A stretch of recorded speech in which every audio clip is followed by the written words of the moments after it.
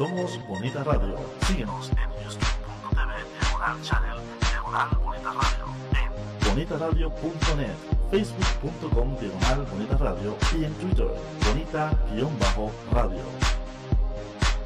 Hermanas y hermanos puertorriqueños. Hermanas y hermanos puertorriqueños. Frankly, my dear, I don't give a damn. Frankly, my dear, I don't give a damn.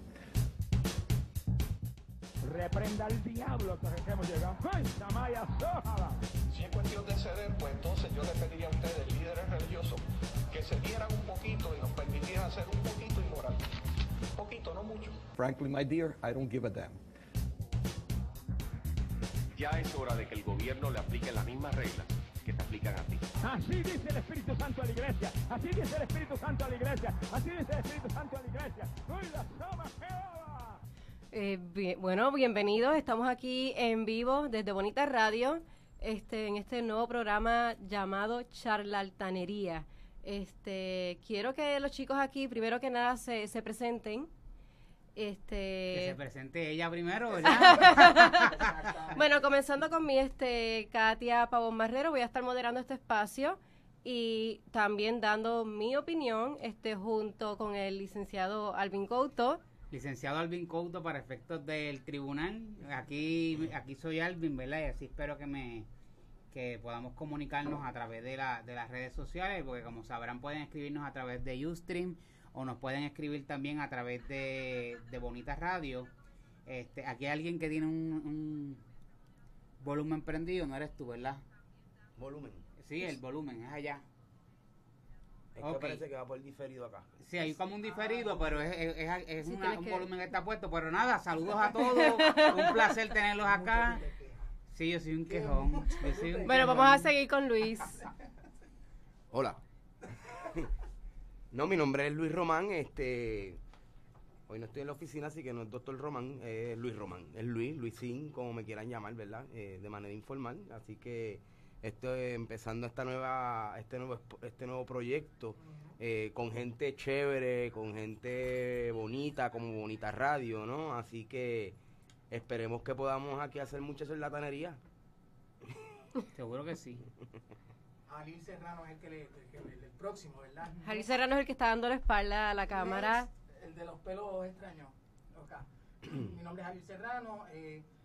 Llevo en esto de los medios, ¿no? Del teatro, la plástica, la música, etcétera. Llevo desde que nací. Gracias a mi santa madre, Carmen Lidia Velázquez. Así que estoy bastante familiarizado con estos procesos. Ahora, lo interesante de esto va a ser mezclar los procesos de la radio, etcétera, pero con una opinión honesta, severa. Así que pues para eso estamos para charlatanear. ¿Cómo es? Charlatanear, ¿no? Sí. Charlatanear. Exactamente. Pero de hecho, ¿de dónde viene charlatanería? Bueno, si lo buscamos según la RAE, ¿verdad? Viene de un ¿Cómo surgió la idea? Bueno, inicialmente lo que queríamos era este juego de palabras entre el charlatán y el altanero, que muchas veces no se divorcian un término del otro.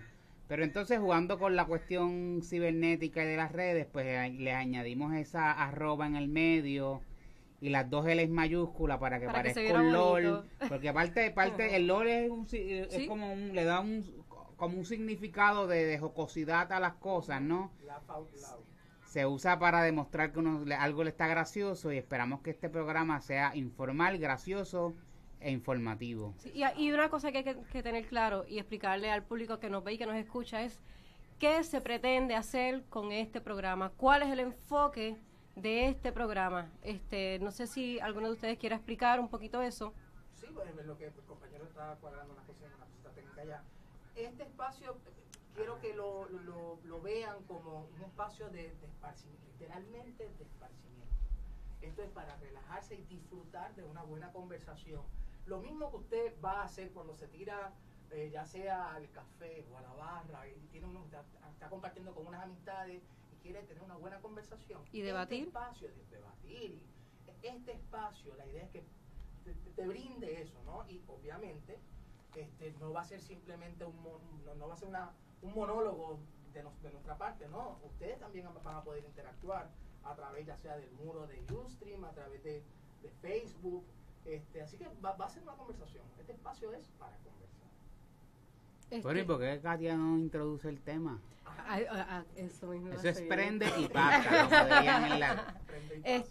Sí, pues hoy tenemos un temita que se ha tocado ya en varias ocasiones. Nosotros queremos traerlo con un toque no distinto, pero sino más bien informado.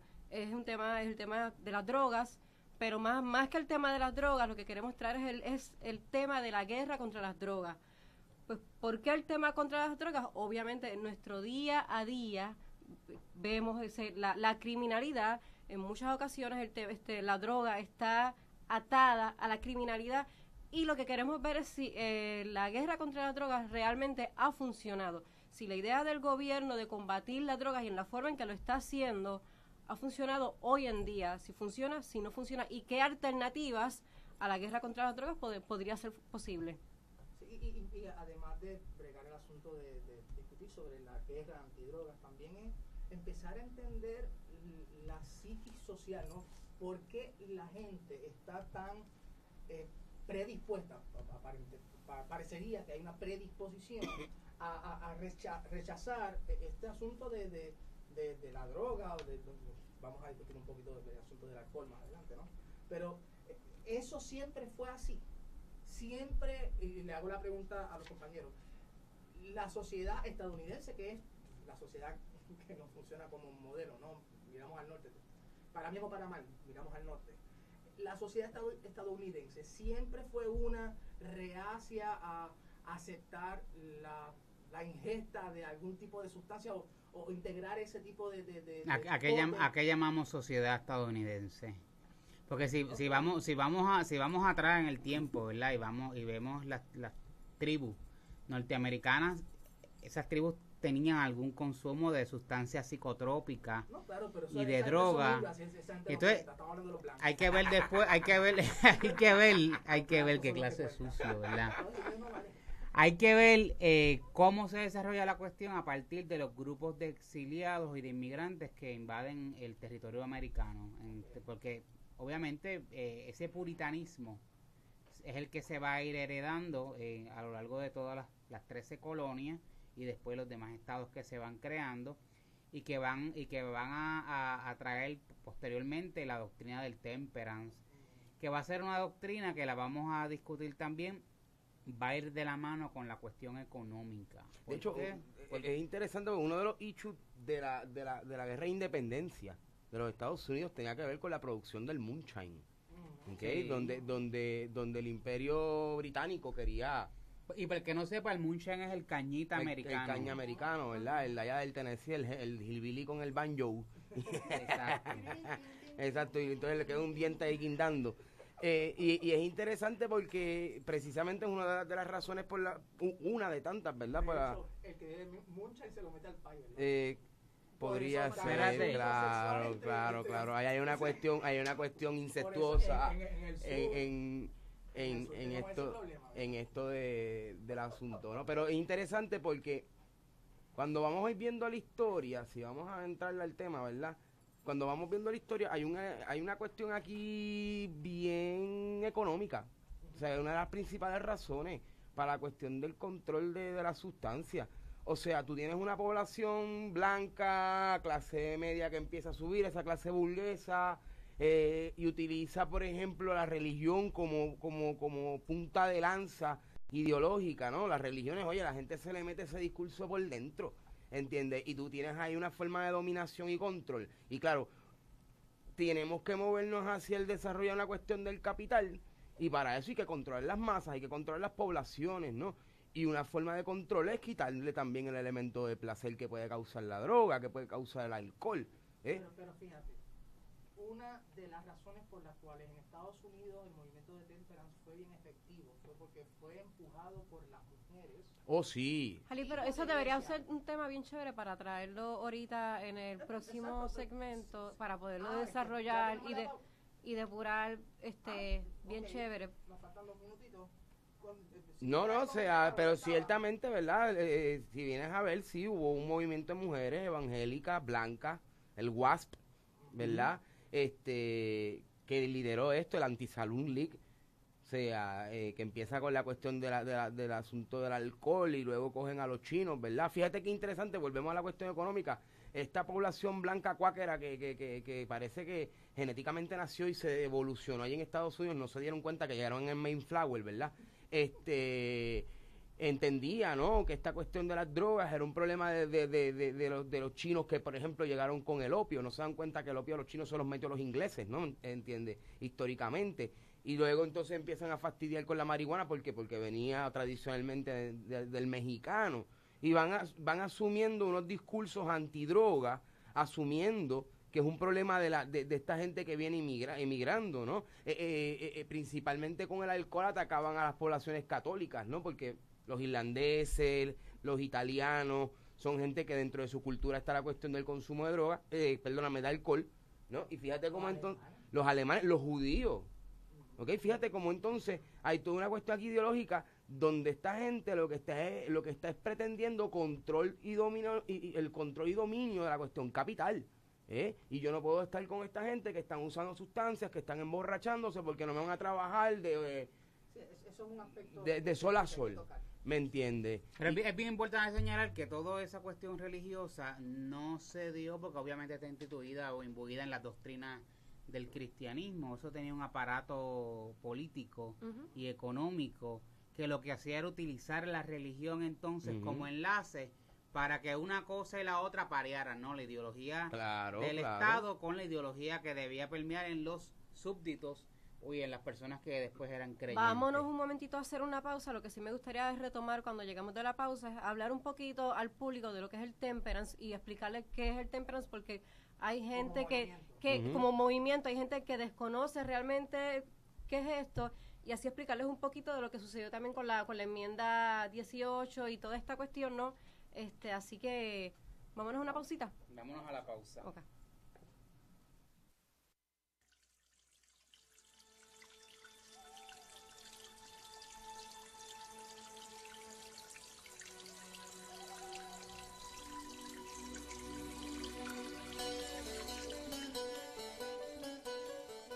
La lógica es conservar el ambiente. Por eso, en Lógica Eco, el periodista José Maldonado de Mi Puerto Rico Verde trae los temas de huertos caseros, diseño verde, naturaleza, energía renovable y mucho más.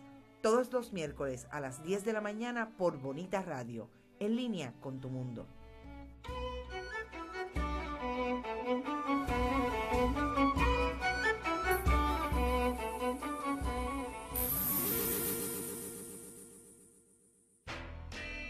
Si eres uno de los que estuvo en Woodstock, te dormiste en el Festival Marisol, usaste un afro o eras del fan de Lucecita, este programa es para ti. Boomers en la Red es la revista cibernética para los que nunca han dejado de estar in. Boomers en la Red, miércoles a las 2 de la tarde por Bonita Radio, en línea con tu mundo.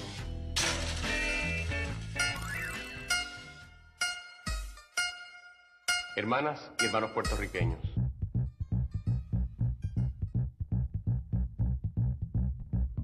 Frankly, my dear, I don't give a damn. Reprenda al diablo que hemos llegado. ¡Ay, Samaya Sójala! Si es cuestión de ceder, pues entonces yo le pediría a ustedes, líderes religiosos, que se dieran un poquito y nos permitieran ser un poquito inmoral. Un poquito, no mucho. Frankly, my dear, I don't give a damn. Caramba, vamos a empezar. Les comento a los compañeros que nos están siguiendo por las redes sociales. En la página de Charlatanería de Facebook están posteados varios de los recursos que vamos a estar utilizando a lo largo del programa, así que si de momento se va a estar posteando todo lo que hemos utilizado para informarnos, de documentales, bibliografía, páginas de internet, nombres de personas importantes, pues para que ustedes puedan buscar, tengan acceso y hasta cierto punto, si tienen una opinión totalmente distinta a nosotros, nos pueden escribir y aportar, ¿no? Si no están de acuerdo conmigo, lo importante es que puedan también comunicarse con nosotros a través de la página de Ustream o a través de la página de, yo diría que Charlatanería, los enviamos a Charlatanería. Sí, a Charlatanería. En el lugar de Charlatanería usted escribe algo, lo vamos a estar leyendo y podemos tener un intercambio y inclusive podemos tener toda una discusión dentro de un mismo tema. Y seguro. Porque yo soy un poco malo con esto. Donde yo... Mientras él está mientras Luis está buscando... Luis está en la página de settings de Facebook. No sé. Bueno, pero vamos mientras Luis está esto, vamos a explicar un poquito lo que es el movimiento del temperance, cómo surge, qué lo provoca, y comentar algo rápido. Sí, hay perfecto. Un documental que se lo recomiendo a todo el mundo, se llama Prohibition.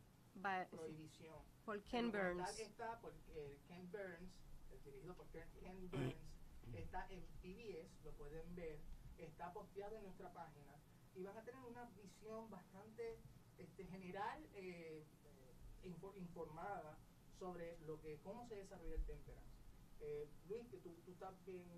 Sí, la tesis de Luisín tiene que ver mucho con Sí, si tú vienes a ver, el temperance es un movimiento que surge básicamente de finales del siglo XVIII, dirigido pues principalmente al asunto del alcohol, de buscar controlar o eliminar, porque la idea de ellos era eliminar cualquier consumo de alcohol. Una vida dry.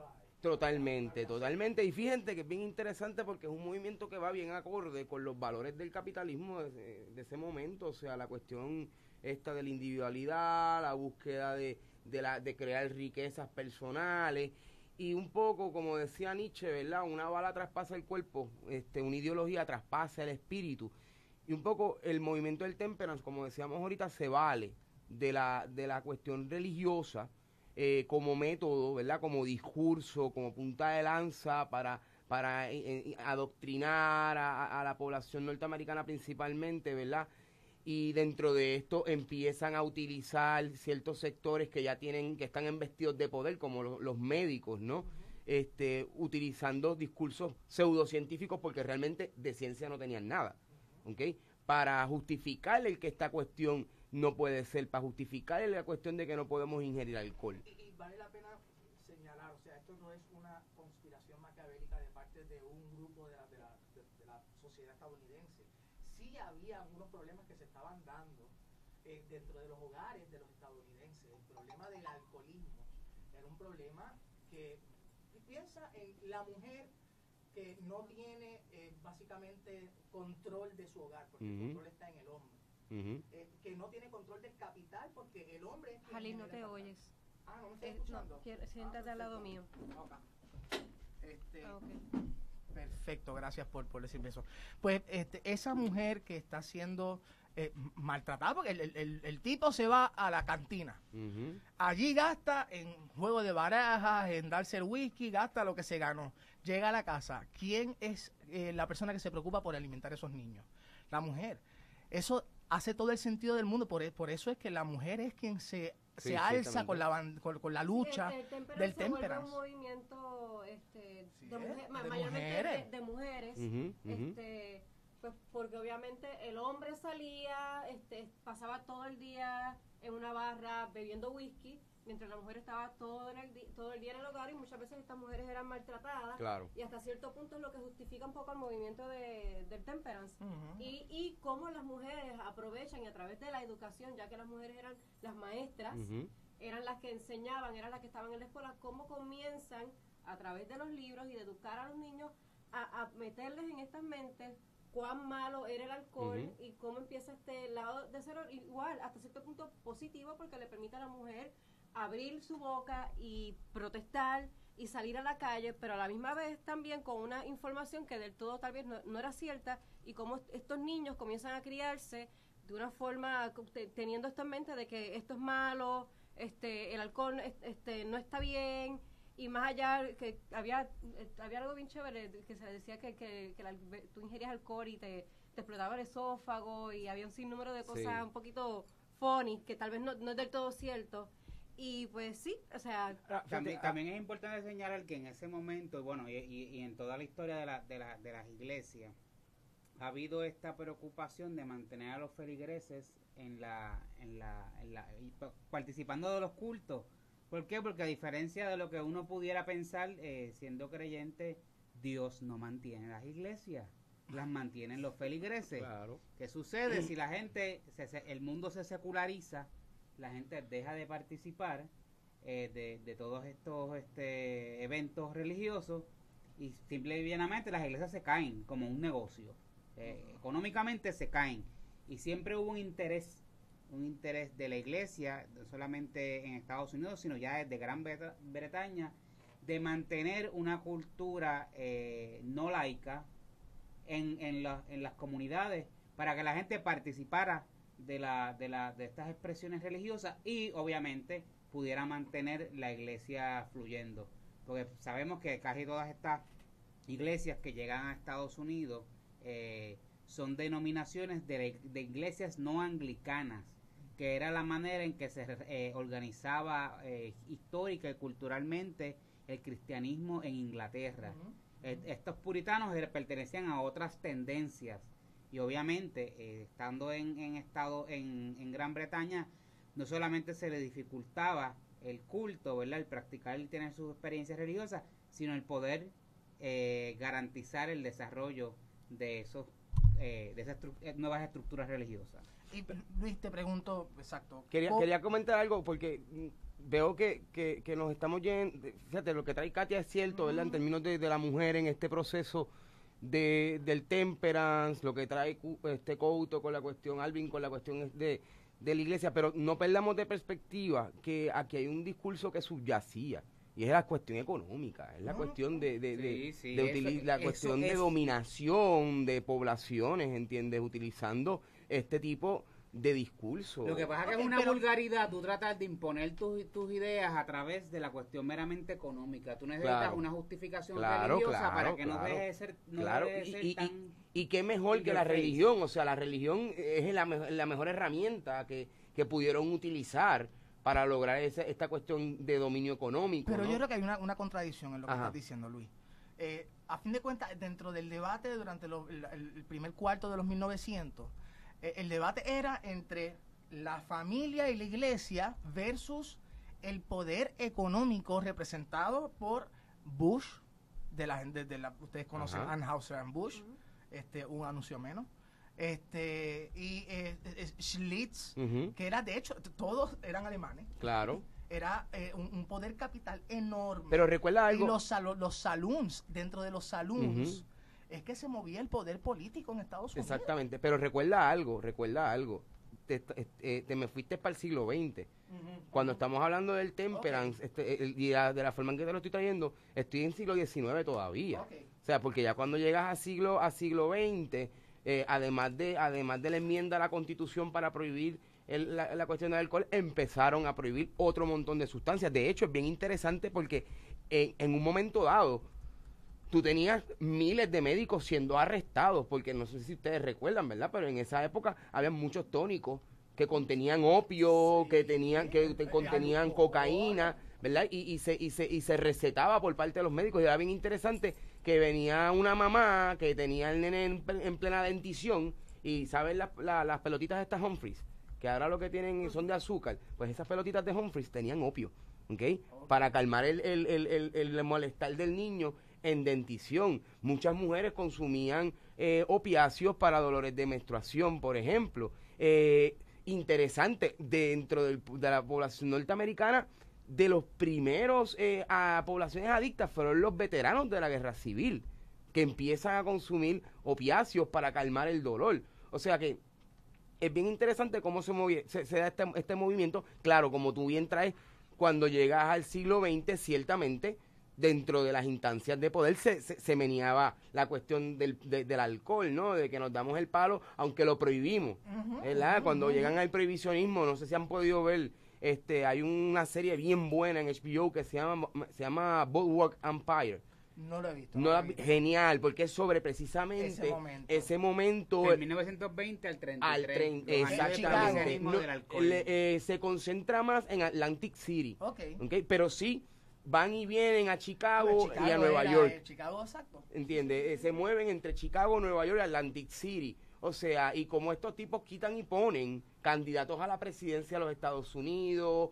como quitan y ponen senadores, etcétera. Y cómo esto entonces sienta las bases de lo que es entonces la política prohibicionista en contra de las drogas. Precisamente ahí es que tú ves cómo, fíjate que todavía lo vemos, cómo las religiones dominan el asunto político. O sea, entonces, pero tú quieres decir que realmente la religión es la que está... Lo utilizaron como base. Con la prohibición. Sí, lo utilizaron como la base, como los cimientos para el temperance, ¿ok? Era extremadamente religioso, principalmente de este protestantismo norteamericano. Es que una vez se prohíbe el alcohol, lo que trae entonces consigo es un contrabando y toda una producción de alcohol ilegalmente. Ayer yo tenía una conversación. Que lo que no les quedó más remedio eventualmente fue volver a permitir el consumo, la venta y del alcohol. Y hablemos de eso. Bueno, pues vamos a hablar de la cuestión histórica, de cómo desde antes de la prohibición. Es algo parecido y paralelo con lo que ocurre hoy en día con la droga, ¿no? O sea, se prohíben una serie de drogas y entonces tú tienes por otro lado una producción de drogas caseras o sintéticas que es lo que utiliza la gente cuando no puede comprar la droga. Claro. ¿Y cuánto tiempo nos queda ahí en un minutito? Sí. Es bien interesante ver, no sé si ustedes pudieron ver, hay un documental de la hija de Nancy Pelosi. Se llama Friends of God. En un momento ella está entrevistando a estas personas, ¿verdad? Estos religiosos protestantes, ellos empiezan a hablar de política. Y cómo se supone, ¿verdad?, que constitucionalmente hay una separación iglesia y Estado. Y ellos alardean, no, nosotros tenemos los nuestros allá adentro.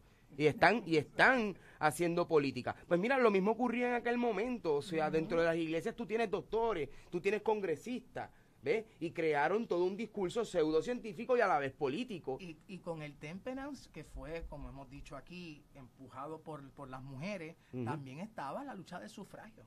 También. Las mujeres también estaban organizadas para conseguir el voto. Así que si tú unes esas dos batallas, ¿no? Trabajadas por un mismo sector, un sector grande. Tiene partes positivas y partes negativas. Claro. A eso añádele que la población que principalmente consumía opiáceos en ese momento eran mujeres blancas, ¿okay? De esta clase burguesa, que es quien tiene acceso a comprar el medicamento, ¿no? Porque, o sea, eso no es que todo el mundo tenga acceso. O sea, en aquel momento igual que ahora, no todo el mundo tiene acceso a medicinas, ¿no? Y esa era la población que más utilizaba este tipo de sustancias. Más aún entonces, este movimiento siendo dirigido por mujeres y más ahora tienen otra razón más. Además de ser maltratadas por el que tomaba alcohol, ahora también mira para allá cómo estamos volviendo adictas a estas mujeres. Y construyendo todo un discurso bonito, simpático para el establishment, sin darse cuenta hacia dónde estaba dirigido realmente. O sea, no, pues vamos nos vamos a una pausa. Regresamos para continuar el tema. Sí, vamos.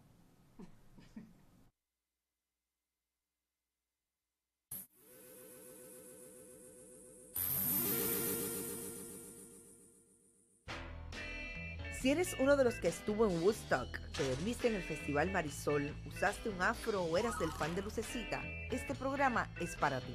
Boomers en la Red es la revista cibernética para los que nunca han dejado de estar in.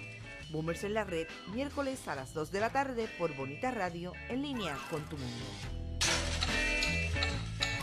Todos los miércoles a la 1 de la tarde da comienzo Sexo con todas las letras. Soy Celia Marina Romano y me encantaría que me acompañaras. Hablamos de sexo sin tabú, con madurez, sexo con la normalidad que da el conocimiento. Te beso con la fuerza de las palabras, sexo con todas las letras. Hermanas y hermanos puertorriqueños. Por Bonita Radio, en línea con tu mundo. Frankly, my dear, I don't give a damn. Reprenda al diablo hasta que hemos llegado. ¡Ay, Samaya, sójala! Si es cuestión de ceder, pues entonces yo le pediría a ustedes, líderes religiosos, que que se dieran un poquito y nos permitieran ser un poquito inmoral. Un poquito, no mucho. Frankly, my dear, I don't give a damn. Ya es hora de que el gobierno le aplique las mismas reglas que te aplican a ti. Así dice el Espíritu Santo a la iglesia. Así dice el Espíritu Santo a la iglesia. Así dice el Espíritu Santo a la iglesia. ¡Uy, la soma Jehová!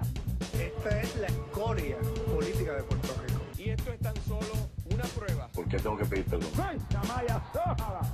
Frankly, my dear, I don't give a damn.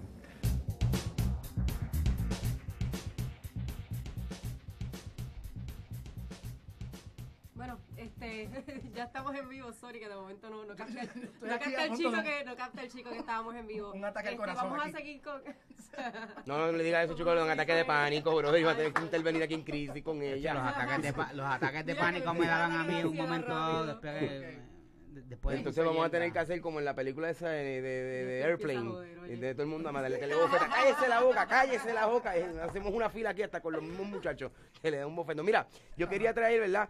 Empezar a entrar en la cuestión del prohibicionismo. Mira, fíjate, antes del alcohol se empezaron a prohibir el opio. La ley Harrison, 1914, contra el opio y la coca, 1924. Estas son las leyes federales. A nivel federal. Estatalmente ya habían, desde el siglo XIX se estaban dando una serie. Exacto. A nivel federal tienes el 1924, el prohibicionismo de la heroína, que tiene un propósito económico, porque la heroína la producían los ingleses y los estadounidenses estaban produciendo morfina. La heroína había que empujarla. Exactamente, había que empujarla, ¿me entiendes? Y si te fijas, la morfina nunca ha sido ilegal, ¿ok? Y la heroína tiene las mismas funciones que la morfina y es más barata, ¿ok? Así que había que prohibirla porque, oye, me vas a dañar el kiosco. Tienes en el 1912, mira cómo entonces se van más allá del territorio norteamericano. En el 1912 se hace el Tratado de la Haya contra el opio. ¿Ok? Obviamente, detrás de eso están los intereses capitales de los Estados Unidos. Y no podemos tampoco olvidar la guerra del opio. La guerra del opio en China. Entre China e Inglaterra, pero eso ya en el siglo XIX. Exactamente. Claro, siglo XIX. Que de hecho, el opio no es de los chinos, que todo el mundo dice que los chinos, no, eso es una cuestión de los sumerios, eso es una cuestión más de Medio Oriente. ¿Ok? Lo que pasa es que los ingleses, para ganarle la guerra a China, los inundan con opio, pero realmente el opio no estaba dentro de la cuestión cultural de los chinos, sí estaba la marihuana, ¿ok? Que fíjate que es bien interesante, los chinos estaban usando marihuana hacían 4.000 años atrás con propósitos medicinales, el medical marihuana tan famoso que tenemos ahora y el auge, eso es viejo, por Dios. Mira, y es importante señalar que cada una de estas legislaciones va de la mano con una nueva institución, una agencia burocrática. Claro. Que después no se va a querer desmontar del poder. Claro. Entonces, por ejemplo, si tú creaste como la ley Harrison, ¿verdad? En 1914, tienes en 1920 lo que se conoció como el National Prohibition Act, ¿verdad? Que eso surge con la enmienda 18ª para prohibir el alcohol. Pero ¿qué se hace? Se crea también inmediatamente el Federal Bureau of Narcotics. Exactamente. ¿Verdad? Claro. En el 33 ya la prohibición del alcohol se elimina, sí. Pero entonces en el 37 ya están jodiendo de nuevo, y esta es una de las partes más interesantes de esta legislación. El Marijuana Transfer Tax Act, 1937, en esa ley se prohíbe el uso de la marihuana en Estados Unidos, que como habíamos dicho tenía fines medicinales, pero más allá de los fines medicinales, para no irnos en muchas pajas mentales. La marihuana, la fibra, el hemp, lo que se conoce como el hemp, estaba en boga en ese momento. ¿Y qué sucedió? Que un gran empresario, un grupo de empresarios, entre ellos Andrew Mellon, Randall Hearst y la familia DuPont, tenían intereses en lo que se conocía el nylon. El nylon, exactamente. Y como el nylon era lo que querían venderle al país, para sustituir el hemp como fibra, y más allá de... Entonces también estaban los intereses de la industria de pelar los bosques, lo que se llama el timbering. Esos dos intereses, los del nylon y los de los bosques, se unieron para hacerle la guerra a la marihuana de manera tal que el hemp no se usara como fibra, y que la marihuana y también la fibra del hemp no se usara como la pulpa de papel, que es mejor inclusive que el papel que estamos usando hoy en día. Incluye ahí, junto con los intereses económicos, también los asuntos raciales, ¿no? De bigotry, de prejuicios raciales. Pero te decía ahorita, O sea, contra los mexicanos, por eso, contra los negros. Exacto. Al negro lo asociaban con la cocaína. La otra vez cantábamos la canción de la cucaracha, ¿verdad? Porque parte de los intereses de la marihuana, o quienes impulsaban la marihuana económicamente, era México y los productores mexicanos, y entonces pues Estados Unidos le da el tapaboca y decide que ya esa sustancia es ilegal meramente para ellos impulsar el vinil y la destrucción de bosques que todavía estamos viendo hoy en día. A nuestros amigos quiero dejarles saber que en la página de Facebook de Charla Altanería está la primera pieza de propaganda, se llama Reefer Madness. Fue producida en el 38, en el 1938, para que ustedes tengan una idea de cómo cuál era la construcción que hacía el gobierno de los Estados Unidos, y por lo menos no sé quién es el productor, pero cuál era la noción de lo que era el consumo de la marihuana. Mira, Jalil, como yo soy malo con esto del Facebook, postéate ahí, mucha de esta información de la que estamos hablando la pueden encontrar en una página que es jointogether.org. Esa información la voy a se va a postear. Se va a postear para que la puedan es una página de la Escuela de Salud Pública de la Universidad de Boston, y es una página muy seria, y mucho de esto que estamos hablando pueden encontrar esa información ahí. Bueno, toda esta legislación lo que nos lleva de la mano es a dos cosas bien importantes, a lo que se conoció en el mundo moderno como la guerra contra las drogas, que es una guerra que se ha reconocido que se ha perdido, por un lado, y por el otro el aumento de la criminalidad, que es algo que debe importarnos a nosotros mucho aquí en Puerto Rico. Y que sería chévere, antes de llegar ahí, hablar sobre el proceso que ya ocurrió con el alcohol. Y que luego ocurre con la... Exacto, cuando se crean las leyes de prohibición, ¿no? Prohibicionistas, que el gobierno de los Estados Unidos identifica que realmente no tienen control sobre la venta de alcohol, porque a fin de cuentas tienes un consumidor que siempre va a estar ahí. O sea, ¿de qué vale uno legislar las formas de funcionar cuando siempre vas a tener un consumidor, ¿no? Siempre vas a tener... Por ejemplo, una de las quien inicia la guerra contra las drogas es Nixon en 1970 con el Comprehensive Drug Abuse Prevention and Control Act. ¿Y a qué obedece eso? Precisamente a los soldados de Vietnam que estaban llegando, por lo menos los números extraoficiales es que había de un 18 a un 25% de los soldados que estaban llegando adictos a la heroína. Y que todo soldado no todo soldado, no voy a generalizar, pero yo te aseguro que si tú vas estoy hablando a ti oyente, si vas a donde algún familiar que haya estado en Vietnam, pregúntale quién proveía la marihuana, pregúntale quién proveía la heroína. Y todo, te lo digo por conocimiento propio, el mismo ejército es quien proveía, porque y yo espero que al final del programa estemos discutiendo, porque está saltando ya, estemos discutiendo el envolvimiento de la CIA y otras agencias estadounidenses exactamente en la distribución de este tipo de sustancias. La epidemia del crack. Pero es bien importante que cuando vayamos a tocar, por ejemplo, la epidemia del crack y todo eso, entonces empecemos a ver la marihuana desde el punto de vista racista. ¿Por qué? Porque en Estados Unidos, tal vez me estoy adelantando, ya estamos brincando. No, es que estás ahí. Porque también con la estás en el momento histórico. Hay que partir de la premisa que toda esta política lo que ha hecho es traer entonces a Estados Unidos una política de encarcelar gente en cantidades astronómicas. Que de hecho la marihuana se la ha colocado paralelamente con drogas peores cuando la han criminalizado, ¿no? O sea, igual que se han penalizado como si fuera heroína, como si fuera crack, como si hiciera el mismo tipo de daño. Y pues eso es importante. De hecho, la marihuana está en el Schedule 1. En el número 1. Mira, de la DEA. En el 1994, porque esto es increíble, en el 1994 se reportó que la guerra contra las drogas tuvo como resultado la encarcelación de un millón de americanos al año. Estamos hablando de un país que tiene 220 millones, 1 millón de esos 220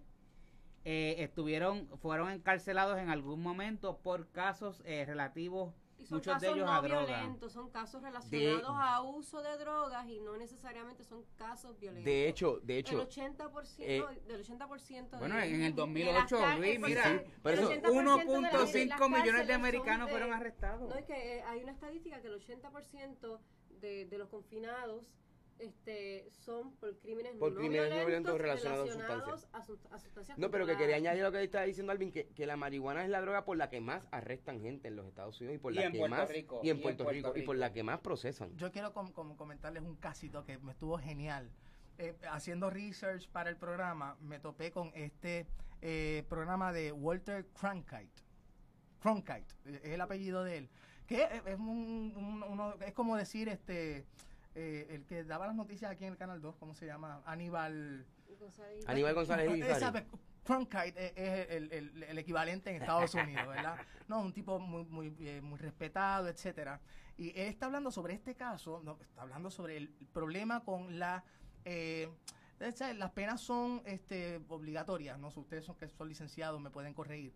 Son obligatoriamente, si te cogen con droga, son 15 años, o de 10 a 15 años. Lo que eso se llama los Minimum Sentence Guidelines. Exactamente. A nivel federal. Pues se da este caso en donde cogen a esta pareja, el chamaco vendía ácido.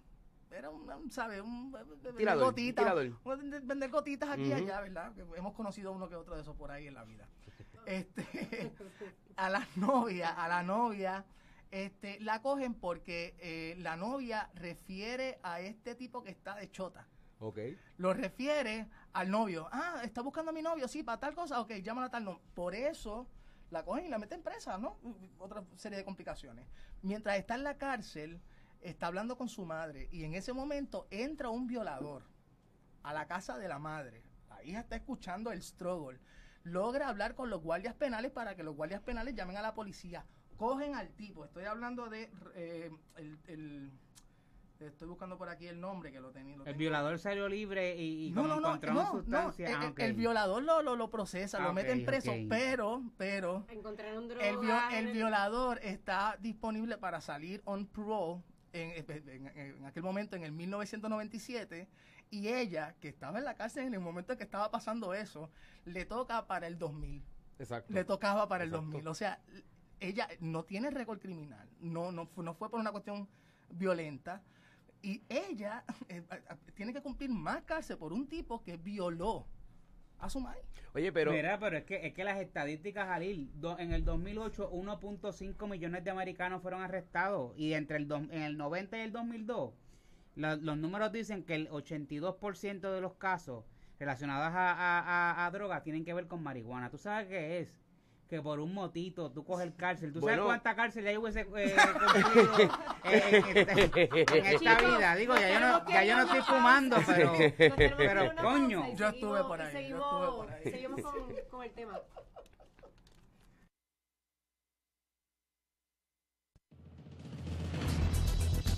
Debates, deliberaciones y el escenario político nacional e internacional lo analizo yo, el licenciado José Ariel Nazario, todos los miércoles a las 5 de la tarde en La Previa. La información precisa y confiable solo la encuentras en Bonita Radio, en línea con tu mundo. En Pesquisa Boricua investigamos, analizamos y comentamos. Y quiero aprovechar para felicitarte por todo lo que estás aportando a la construcción de un periodismo auténtico, autónomo, libre, en el verdadero sentido de la palabra. Todos los miércoles hermanas a las 11 de y la hermanos mañana, por puertorriqueños. aquí, por Bonita Radio, en línea con tu mundo. Frankly, my dear, I don't give a damn. Reprenda al diablo que hemos llegado. ¡Ay, Samaya Sójala! Si es cuestión de ceder, pues entonces yo le pediría a ustedes, líderes religiosos, que se dieran un poquito y nos permitieran ser un poquito inmoral. Un poquito, no mucho. Frankly, my dear, I don't give a damn. Ya es hora de que el gobierno le aplique las mismas reglas que te aplican a ti. Así dice el Espíritu Santo a la iglesia. Así dice el Espíritu Santo a la iglesia. Así dice el Espíritu Santo a la iglesia. ¡Uy, la Sama Jehová! Esta es la escoria política de Puerto Rico. Y esto es tan solo una prueba. ¿Por qué tengo que pedir perdón? ¡Ay, Samaya Sójala! Frankly, my dear, I don't give a damn.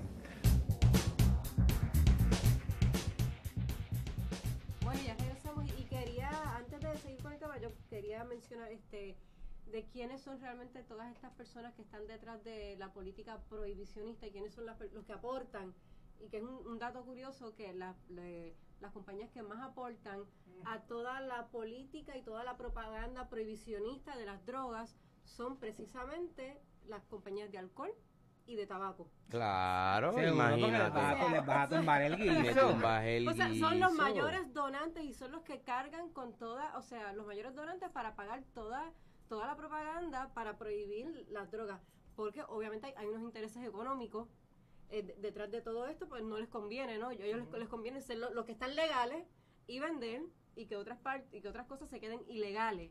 Y pues sí, es algo... Al igual también... ¿Tú te imaginas cómo cómo sería el anuncio de marihuana con los side effects versus Bueno, yo me atrevo, arrebatado guía cualquiera. El problema es, tú sabes, te empezaría como los anuncios estos de los medicamentos. La marihuana para causar... vas a guiar tan lento y tan chilling que posiblemente no vayas a tener un accidente con nadie. Y muy probablemente te vas a la fiesta de la calle San Sebastián y tengas menos peleas y menos violencia al estar bajo los efectos del alcohol. Más probable no, estoy seguro de que así sea. Pero a mí me interesaría tomar un punto aquí, la cuestión que Alvin estaba comentando ahorita, racial, y la cuestión del crack y la cocaína. Hay que ver toda esta cuestión es que tenemos que hacer el resumen, ¿verdad? Bien, en una temperance, gobierno, todo esto se va a utilizar para ir conformando la nueva ideología del Estado. Exacto. ¿Verdad? La ideología no solamente económica, sino también moral. Y en ese sentido, uno dice, pero ¿y qué es lo ilegal o qué es lo ilegal? Yo no me voy a ir a una paja postmoderna ahora mismo, pero lo que voy a decirles es lo siguiente, que lo legal en Puerto Rico, por ejemplo, es lo que digan la Cámara de Representantes del Senado que hemos elegido, lo mismo en Estados Unidos. Y eso está interpretado por las joyitas que tenemos en el Tribunal Supremo. Y ellos lo mismo sucede en Estados Unidos. ¿Por qué digo todo esto? Porque a partir de 1980 en Estados Unidos comenzó el uso de una nueva sustancia que no era tan nueva nada, era una mezcla, que es el crack. El crack es una mezcla de cocaína, amonia, agua, y lo que te hacen es que el polvo te lo convierte en una piedra que puede ser más potente, pero al ser más barata está más disponible. La droga también tiene un asunto de clase social que no hemos discutido. Por ejemplo, la cocaína es una droga de blancos y de blancos pudientes y de clase media. El crack se convirtió en con los negros. Los negros y personas de bajos recursos. Y cómo eso va construyendo una serie de políticas. Eso va construyendo una serie de políticas. Por ejemplo, en Estados Unidos, eso en el 1986, después de toda la campaña de Reagan en contra del crack y de lo que llamaron en aquel momento los crack whores, que son las prostitutas del crack, y los crack babies, se legisló para que las sentencias mínimas en Estados Unidos variaran de 100 a 1 entre la cocaína y el crack, y estamos hablando de la misma pendeja sustancia. La cocaína pendeja es más en el sentido pura. que no podemos negar que hace daño. No, claro. Pero es lo mismo. Entonces se hizo y ¿por qué de 100 a 1 es el ratio, ¿verdad? La razón entre una sustancia y otra. Porque, por ejemplo, la posesión de 500 gramos de cocaína, esto es... ¿Eso es mucho o eso es poco? Esto es medio kilo. Medio kilo. Gramos, no recuerdo ahora mismo. Medio kilo. Medio kilo de cocaína es lo mismo, equivale a la posesión de 5 gramos de cocaína, de crack. 5 gramos estamos hablando de 2 o 3 topos. De 2 o 3 topos. 2 o 3 topos, realmente. Mira, yo quería tomar un punto acá también interesante. En esa misma política está la cuestión de que las mujeres usuarias de crack embarazadas, el Estado empieza a quitarle a los niños en el momento del nacimiento. En el momento del nacimiento. Dentro del departamento de la familia norteamericano y te retiro el muchacho por maltrato. Y no ha nacido el niño y ya estamos diciéndole que le está maltratando porque está usando crack. Y entonces se puede entender la lógica. Sí, pero mira esto. Pero no es la misma lógica que le aplica a la mujer blanca periquera. Periquera o alcohólico. Al alcohólico no va, al alcohólico no, y te voy a decir, esto quiero... Usualmente la persona que usa crack se le nota más en su físico. Claro, que claro. el que usa alcohol o que el que usa Pero mira además que es una adicción más intensa. No, pero mira, pero fíjate, aquí es que quiero llegar, se hicieron estudios longitudinales, ¿ok? Con los crack babies. ¿Qué es un estudio longitudinal? Empiezo a estudiar al niño desde el momento en que nace a través de su vida. ¿Ok? Y se fueron estudiando por más de 10 años. Y que encontraron que al final no hubo ninguna secuela en términos de su salud. Ahora, tú tomas un niño con síndrome de alcohol fetal y tú estás hablando de retardo mental. Tú estás hablando de problemas a nivel fisiológico. O sea, que tú quieres decir que si una mujer ingiere alcohol durante su embarazo es peor que si una mujer... Sí, mucho más peligroso, claro que sí, el daño a la cuestión de la salud del bebé, mucho más. Es igual que, por ejemplo... Digo, y no es que estás justificando... No, para nada. Yo iba ahora. ¿Dónde me compran? Igual también se han hecho estudios, principalmente en Jamaica, con mujeres embarazadas fumadoras de marihuana. No han encontrado ningún daño al feto. No, con la marihuana igual, que es absurdo lo que estamos viviendo hoy día. Igual pasa, por ejemplo, con la usuaria de heroína. Se le provee la metadona y listo. O sea, los problemas que realmente encontraron, no es listo, o sea, tampoco es tan simple, ¿no? O sea, no queremos que un bebé se dañe por un consumo de sustancias. Exacto. Pero lo interesante de esto es, le retiro el bebé a la mamá craquera, pero no hago lo mismo con el alcohólico. O con una mamá que ingiere cigarrillos durante el embarazo, que es mucho más dañino al feto. Y esto es dramático, Luis. Pero más dramático cuando tú miras las cifras de los arrestos, ¿verdad? A lo largo después de esa política de anti-crack versus otras sustancias. Y ya desde el 99 se venía reflejando que los afroamericanos tenían las sustancias más, las penas más largas, las penas más duras y eran los que eran más arrestados por delitos relacionados a drogas. Obviamente esto comenzó a ser criticado y cuestionado por muchos scholars en Estados Unidos que estudiaban la cuestión de la droga, porque se encontró que había claramente una disparidad racial, no solamente en los arrestos, sino en los juicios, en las sentencias e inclusive en las penas de muerte. De hecho, si te vas a las cárceles de los Estados Unidos, todavía hay una disparidad gigantesca. ¿Okay? Las cárceles de Estados Unidos están repletas de afroamericanos y de latinos. ¿Okay? Sin embargo, cuando vamos a la epidemiología de quiénes son realmente los usuarios, es la población blanca la que más usa. Y la pregunta que tenemos que hacernos entonces nosotros cuatro y la gente que nos está escuchando es ¿por qué específicamente... Si este ataque a las drogas que usaban los negros y ciertas minorías no constituye una forma de diezmarlos y sacarlos de sus comunidades? Claro. Y el crack surge en el momento en que el movimiento de Panteras Negras estaba en Estados Unidos en su mayor apogeo. Y de ahí en adelante las comunidades se convirtieron en unos guetos relacionados a sustancias que bueno, ya hemos visto la historia. Una de las cosas que yo quiero que no sé si a lo mejor nos dé tiempo a discutir ahora o entonces debamos dejarlo para el próximo programa, es cómo entonces cómo los Estados Unidos tienen una guerra contra las drogas, pero a la misma vez entra droga, cómo la permite y quiénes son estas personas o quién del gobierno entra o ayuda o permite atraer la droga, específicamente la cocaína y el crack. Yo sé que esto es un temita bastante complejo. Vamos a tener que dejarlo para 5 minutos, para 4 minutos que nos quedan va a ser un poquito complejo, pero pues, es un tema que me gustaría que se tocara en el próximo programa, y luego de eso entonces traer toda la problemática de la droga y aplicarla. La segunda parte corridita. Claro. Porque yo quiero también que discutamos la política internacional de Estados Unidos en la guerra de drogas en Colombia, con el Plan Colombia y todo eso, y expliquemos.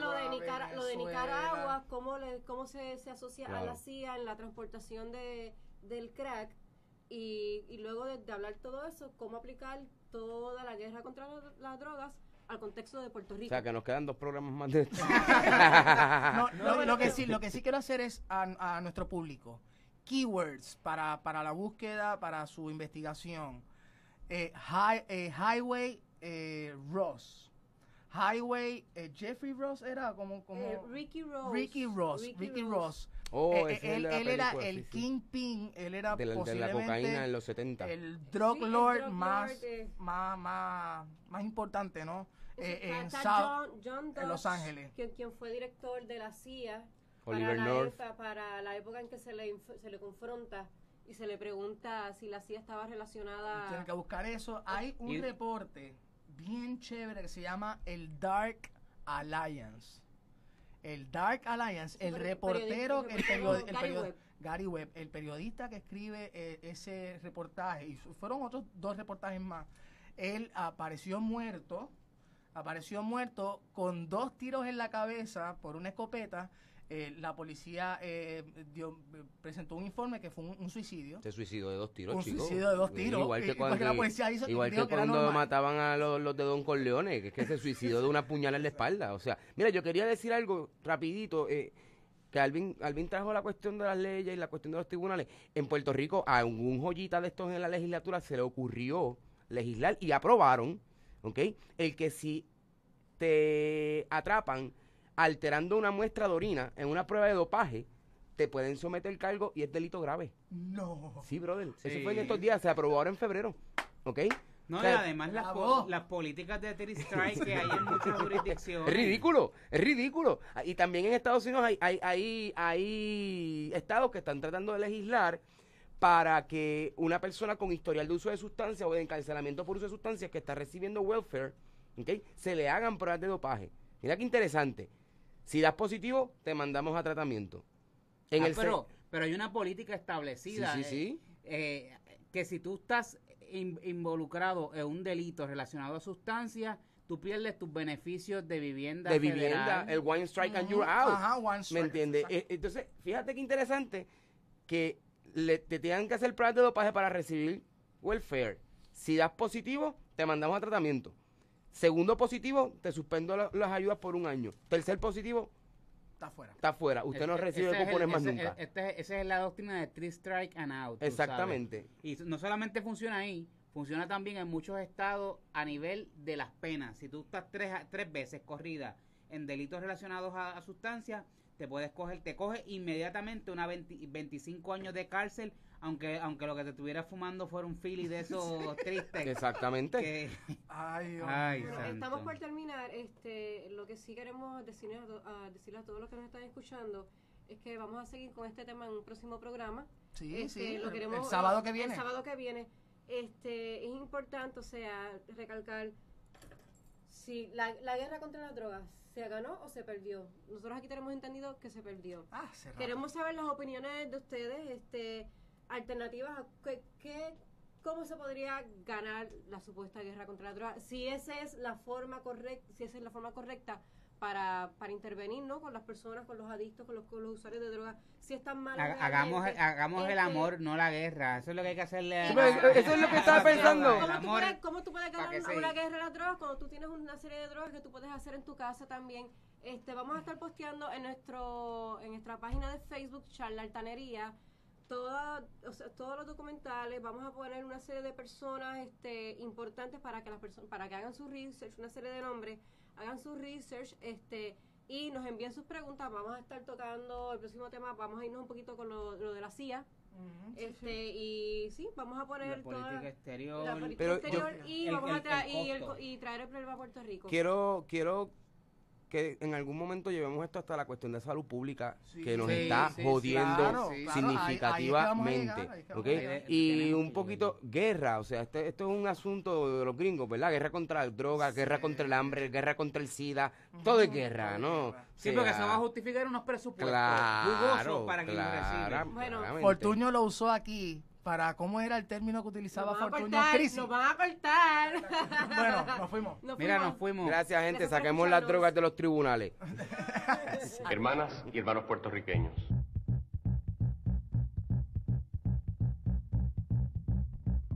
Frankly, my dear,